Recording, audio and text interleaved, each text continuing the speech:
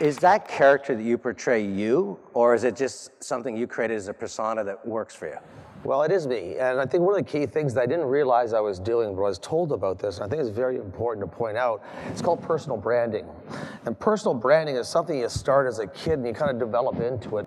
So post kind of 25 years old, I'm 52 now, I really focused on where I came from, how to enhance the positives, and try to take the negatives away, try to reduce it. No one's perfect. The three things I tell kids as they come to work for me: reciprocity, generosity, and honesty.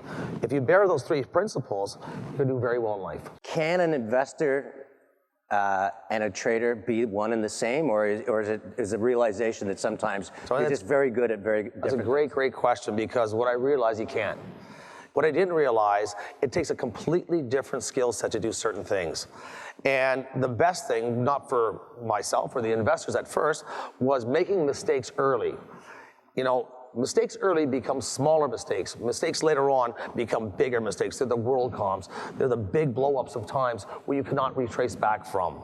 And they're usually built off of, fear or greed. For every mistake I made, I think I gained 2 times on the correct side after that. You kind of suddenly became a real estate investor. Tell us the story of how that unfolded. So I decided to replicate my life in Southern Florida and Fort Lauderdale. What I ended up doing, though, was seeing cycles change. So seeing the cycle between the 90s go through 2000, the peak of 2004 to 2006, the calamity of 2008. And when you saw that, I didn't move outside of my core area. Nothing is cheap unless there's a reason for it. Occupancy is low.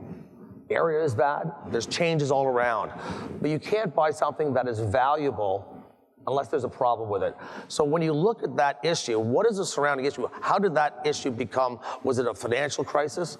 Was it an environmental crisis? What was the issue that brought you there? Where's the next market to invest in?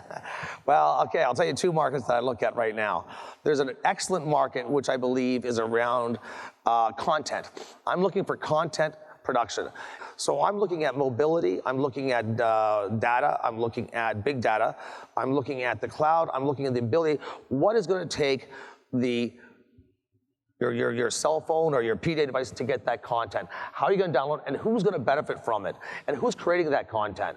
If you can find that area, that's the next big area that's going to do very well. Do you think that, and possibly it exists, but do you think that the corporate real estate world will move to a place that they'll use data and technology and demonstrate their environment enables workers to be more productive than the building across the street?